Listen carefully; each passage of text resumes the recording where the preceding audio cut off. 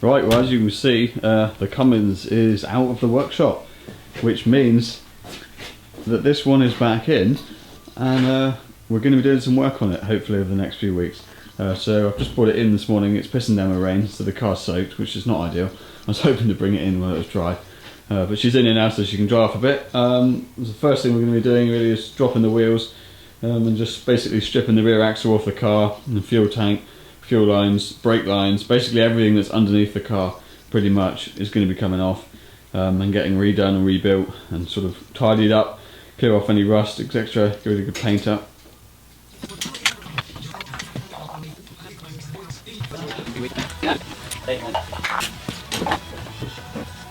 Right, got the car jacked up here now, so just drop the wheels off. Now I'm going to basically take part of the beam apart on the car, so I'll slide the torsion bars and the anti-roll bar out while the beam's still on the car, just because it's a bit easier, and then we'll drop the beam off the car completely once that's apart.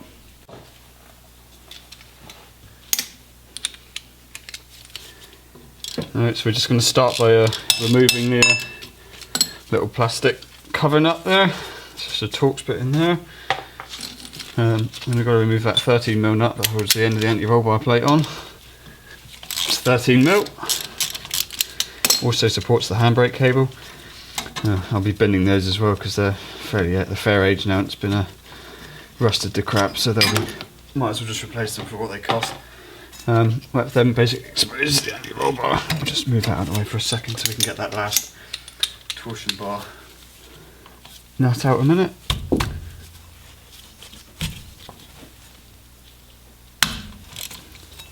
Now, all of this, the reason I'm not sort of cleaning any of this up is because all of this has been apart quite recently. That's why the bolts are coming out.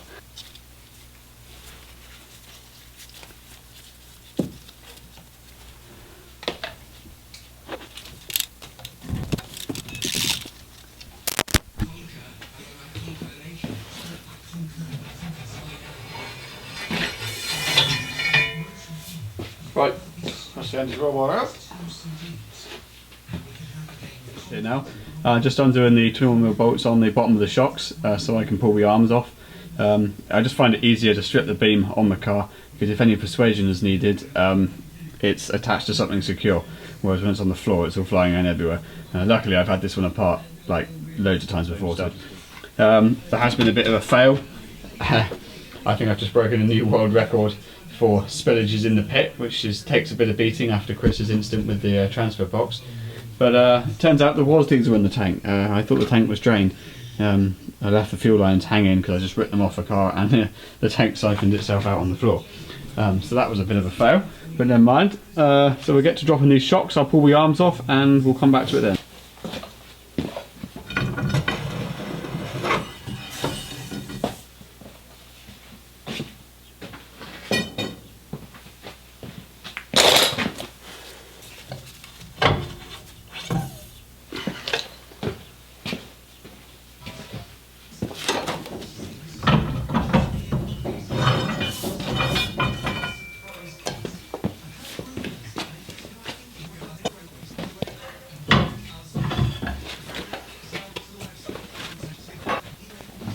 Okay, so that's the beam pretty much stripped down on the car there now.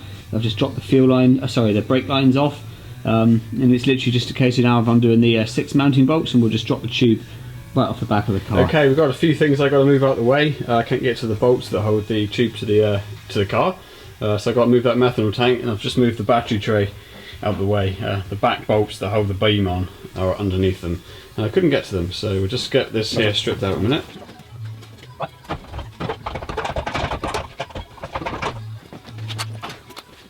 Right, she's off.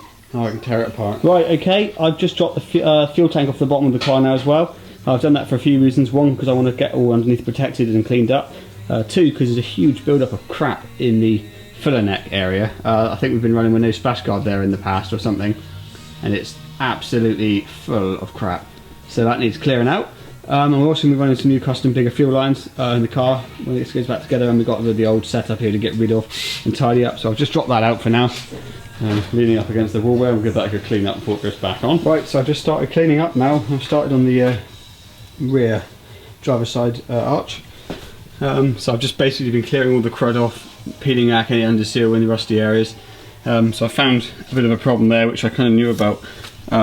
It's been actually getting like that for a while. It's been parked more than anything, but it's basically where there's been no splash guard in this backside of this car for however long before I had it. It had slightly aftermarket wolf race wheels on it before I bought it, and obviously they were scrubbing. And it's a classic place where the water's just spraying constantly, so it's gone through there. So I have to cut that out, weld some steel in there to replace that with. To do that properly, might as well do it now while the rest of the car's in pieces. There's no other problems in this arch. That's the only real problem. It's just, you know, a bit of surface rust, but mainly why I brush that off. I'll grind that right back to bare steel before I paint it up. So I'm just going to work around the car, basically cleaning everything up like this. Okay, so I've just started the process of cleaning up underneath. So you can see I've just basically started removing all the old underseal. It's amazing what rust you'll find underneath underseal on any car really, but on Purges in particular. They aren't very bad for rust really, but you do have to be careful because they can very often be rusting away underneath the underseal and you can't even see them, and you peel the underseal off and you've got quite a problem. I've got a few places where I need to do a bit of welding and a few places which I can clean up. But overall it's pretty good actually, to be honest. I've seen them a lot worse. So yeah, just cleaning up really, getting rid of all the crap. I will work my way forwards towards the front of the car, which isn't as bad. It's mainly back here where it's just been neglected basically for many years. Right, here we are at the back. We've got a bit of a hole to deal with here. So I'm going to chop this out now. You could bodge this and just weld a piece of metal over the top. So what we're going to do here is chop that section out. I'll then sort of clean around the edges, get it all tidied up. We'll cut a piece of sheet steel and we'll weld that in and paint over it. Then it's all ready for underseal. And I want to sort out all of these bits now and get them all painted over before I underseal it. So we'll get at it and we'll get the grinder out.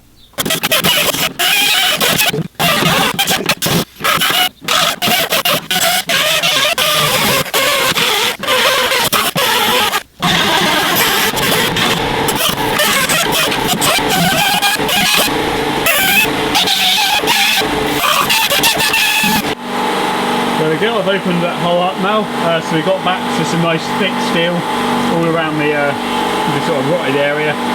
Taking that right back on the inside, it's basically where this extra strength in the wheel arch is welded in against the original tin work. So we'll put in a piece of steel here now and weld that around, and that should tidy that right up.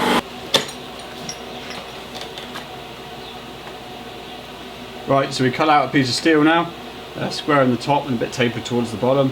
That's going to sit in that gap. I'm going to tack it in a minute, have a look at it, and then weld around it.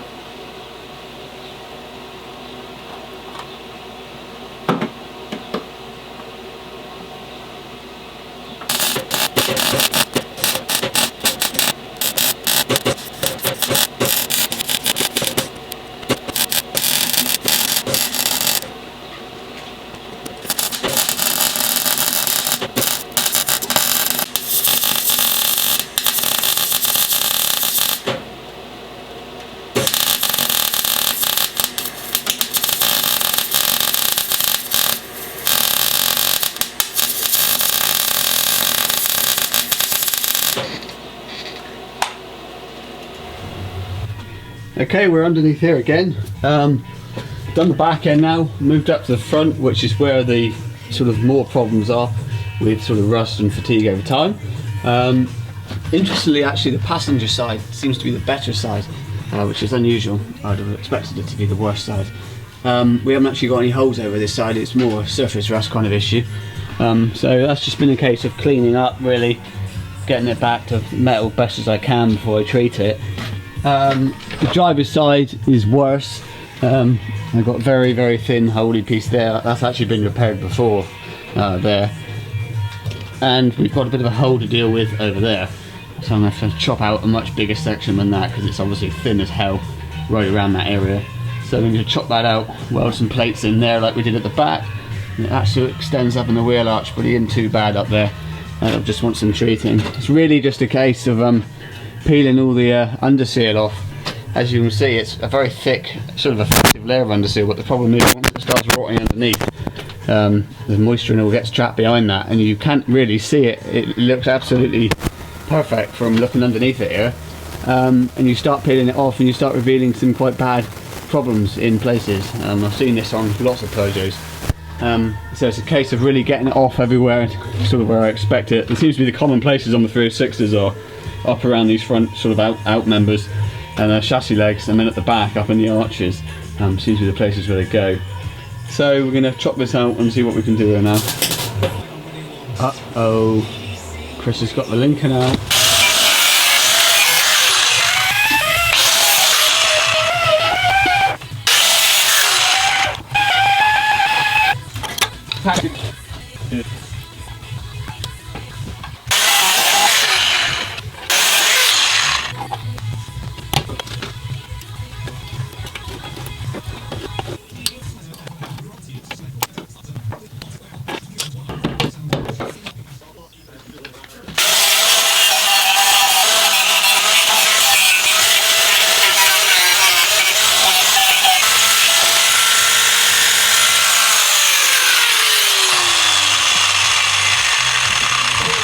Right, so we've welded a patch in there now. Isn't very pretty, but it's sort of doing the job. Pretty much ready to clean, well, just brushed up around the car now. So I'm going to paint on some 415 on all the sort of bare metal and sort of corroded areas. And then we'll go on with some underseal after that. Right, so we put the first coat of 415 on. This is to kind of protect all the bare metal and the edges and places where the paint's flaked off. So I put that on first. That goes like a very hard plastic kind of finish when it goes rock solid. We've covered some of the front end up there as well. So that's all applied now. So now it's time to put some stone chip protection and underseal on. Right, we're all painted up now. So we're covered up all the rear arches, front and rear. Hope Chris is watching where those sparks are landing. My car. Yeah, so there's the front arches all painted up. The rear arches are all painted up, and we've been underneath. So I've been underneath and painted the entire underside after I cleaned it up yesterday. That was a bit of a messy job, to say the least, but it's done now.